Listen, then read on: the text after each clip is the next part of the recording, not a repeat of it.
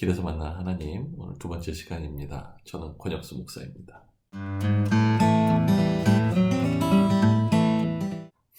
오늘은 야고보서 1장 5절에서 8절까지의 말씀을 가지고 여러분 만나려고 합니다.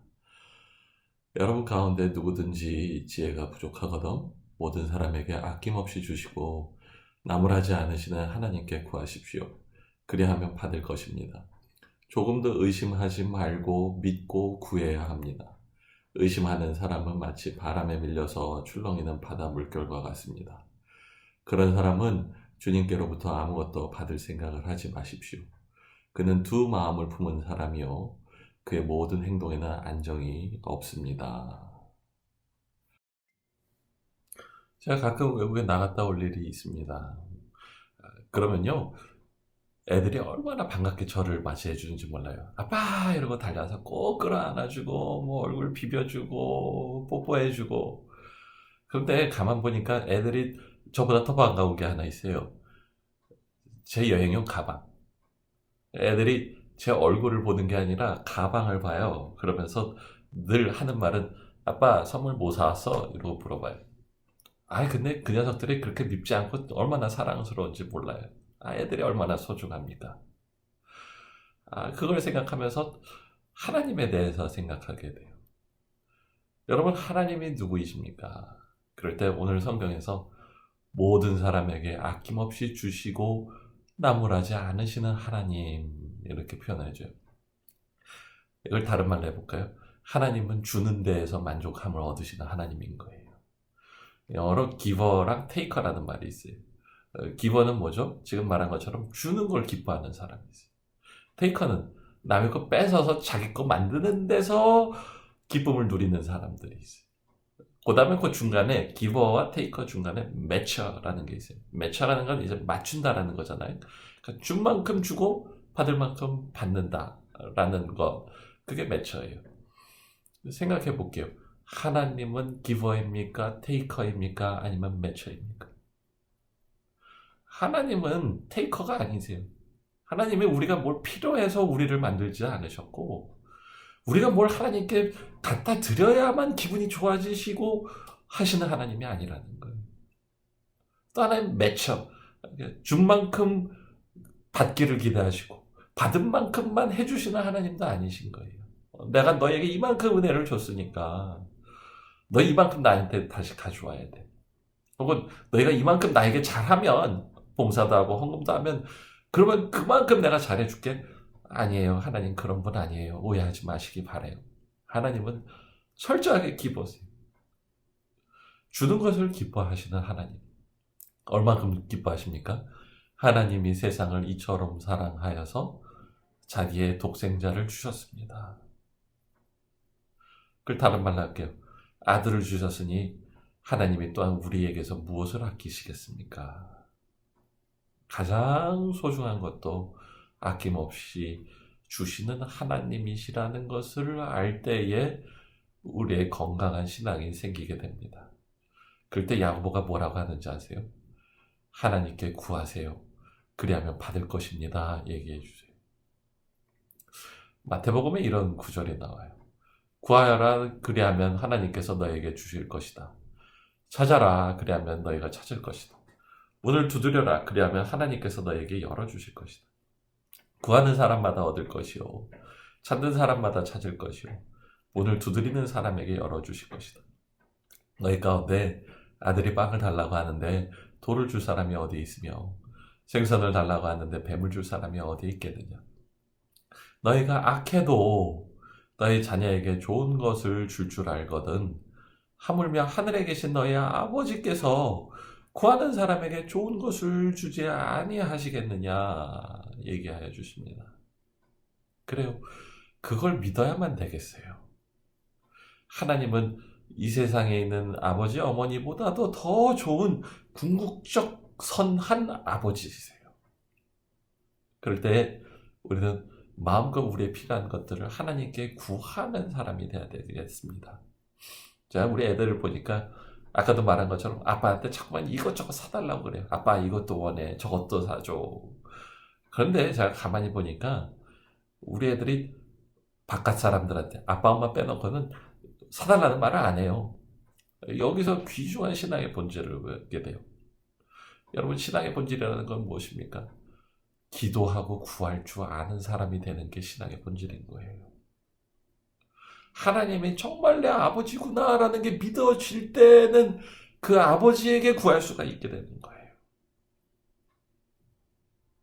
우리가 신앙에 대해서 좀 깊이 생각하게 됩니다. 자꾸만 예수 믿는 걸 우리 외적인 걸로 생각하게 돼요. 헌금하고 봉사하고 구제하고 좋은 말씀 듣고 자아를 성찰하고 선행을 베풀려고 하고, 그거 참 좋은 얘기예요. 그리고 그렇게 해야 되겠어요. 그러나 잘 따져보면 그거는 본질인 하나님과의 관계의 부산물인 거예요. 결과인 거예요. 우리 기독교의 신앙의 본질은 무엇입니까? 하나님을 믿는 것, 하나님의 내 아버지라고 받아들이는 것, 그러므로 두려움 없이 하나님께 나아갈 수 있는 것, 그것이 기독교의 본질인 것입니다. 그러므로 중요해요. 예수를 언제 믿게 되는지 알게 됩니까? 아는 선배 목사님 얘기하세요. 기도의 문이 열리는 것, 그때 진짜 믿는 거야, 이렇게 얘기해 주시더라고요. 그렇죠? 하나님께 나가서 하나님께 많은 걸 구합니다. 특별히 다른 어떤 것보다 하나님 그 자체를 만족하고 기뻐함으로 하나님을 구하는 기도가 얼마나 소중합니까? 그래서 참 제가 사역이 바빠요. 여러 가지 훈련 사역이 돌아가고 또한 벌려놓은 일들이 있어서 그거 하느라고 좀 눈코 뜰 새 없이 바쁜데, 그러면서도 아쉬운 게 있어요. 하나님 앞에 나가서 기도하는 것, 특별히 이것저것 해야 됩니다. 이거 어떻게 할까요? 저렇게 할까요? 판단의 기도라는 게 아니라 하나님 그 자체를 기뻐하는 기도를 하는 것이 부족하구나라는 생각이 들어요. 그럴 때 온전하게 하나님 자체를 기뻐하는 기도로 나아가는 그러한 제가 되기로 다시 한번 좀 결단을 해보는 시간입니다. 자, 기도가 소중합니다. 하나님과의 관계를 말하는 것입니다. 그럴 때 두 가지를 얘기를 하고 싶어요. 첫 번째는 그러므로 의심하지 말아야 되겠어요. 오늘 6절에 이렇게 말합니다. 조금 더 의심하지 말고 믿고 구해야 되겠습니다. 이걸 알아야 돼요. 하나님 좋은 아버지세요. 때로는 하나님이 다 예스해 주지 않고 no, 안 된다 얘기할 수도 있어요. 아버지니까. 혹은 기다려 이렇게 말할 수도 있어요. 그러나 한 가지 중요한 것은 그 형태가 꼭 내가 원하는 것을 주시는 건 아닐 수도 있겠지만 하나님은 가장 좋은 것이 무엇인지 아시고 나에게 그걸 주시는 아버지라는 것을 의심하지 말아야겠어요. 또 한 가지, 의심하지 않는다라는 것은 무엇입니까? 오늘 8절에 이렇게 말해요. 두 마음을 품은 사람이라는 표현이 나와요. 눈이 하나님도 봤다가 세상도 봤다가 하는 것을 두 마음이라고 그러는 거예요. 하나님을 믿는 것만큼 세상을 믿는 거예요. 하나님을 두려워하는 것만큼 세상을 두려워하는 것들이 많은 거예요. 어떤 면에서 하나님 믿는다고 하지만 세상 게 더 두렵고 세상 걸 더 간절히 바랄 때가 얼마나 많습니까? 그럴 때 하나님 말해요. 바람에 밀려서 출렁이는 바다 물결 같다. 이렇게 표현을 해주세요. 중요합니다. 한 중심이 되어서 그 중심에 하나님이 있는 것, 내 시선이 어떠한 일이 있을지라도 하나님께 바라보는 것, 그것이 기도의 가장 중요한 부분인 것입니다.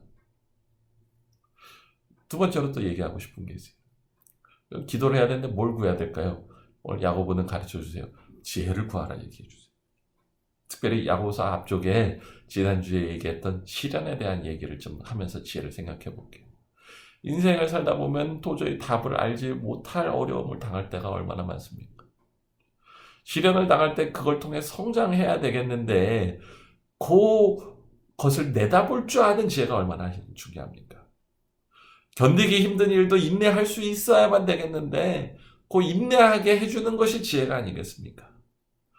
오히려 시련으로 성숙하게 될 것을 목표로 삼고 목적을 뚜렷하게 하는 것, 그것이 지혜가 아니겠습니까? 말을 성급하게 하지 않고 선과 유익을 가져오게 하는 말을 하는 것, 그것이 또한 지혜가 아니겠습니까? 영어로 serenity prayer, 평온을 비는 기도라는 기도가 있어요. 참 그 내용이 좋아요. 지혜로운 기도예요. 제가 한번 읽어드릴게요.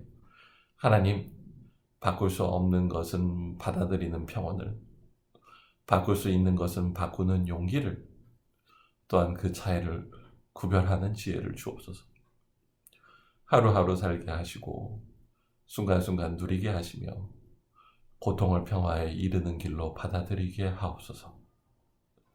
죄로 물든 세상을 내 원대로가 아니라 예수님처럼 있는 그대로 받아들이게 하옵시며, 당신의 뜻에 순종할 때 당신께서 모든 것을 바로 세우실 것을 믿게 하셔서 이 생에서는 자리에 맞는 행복을, 저 생에서는 다함이 없는 행복을 영원히 누리게 하옵소서. 아멘. 참 깊은 기도이죠. 참으로 지혜로운 기도이죠. 그러한 지혜가 나에게 있게 되기를 간절히 구합시다. 한 가지만 더 얘기해 볼게요. 궁극적 지혜에 대해서 얘기해 볼게요.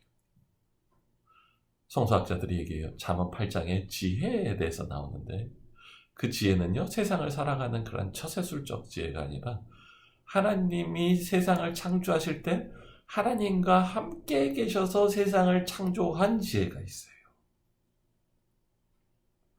그래서 그 지혜를 얻는 사람은 세상을 창조한 원래니까 당연히 세상에서도 존귀한 자가 될 뿐만 아니라 궁극적으로 생명을 얻게 하는 지혜다라고 이렇게 소개를 하여 줍니다.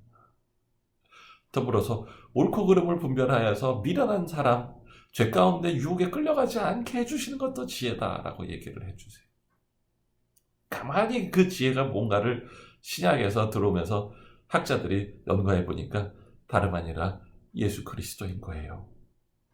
태초부터 하나님과 함께 계시고 말씀으로서 세상을 창조하신 예수 그리스도, 그분이 사실은 참되고 궁극적인 지혜가 되시는 거예요.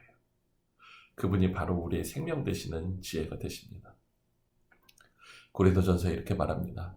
여러분은 하나님께로부터 나서 그리스도 예수 안에 있는 사람들입니다. 예수는 하나님께로부터 와서 우리에게 지혜와 의와 거룩함과 구속함이 되셨습니다. 그래요. 예수님, 그분이 참된 궁극적 지혜입니다. 나의 삶이 예수님 한 분만으로 만족하게 되기를 바라요.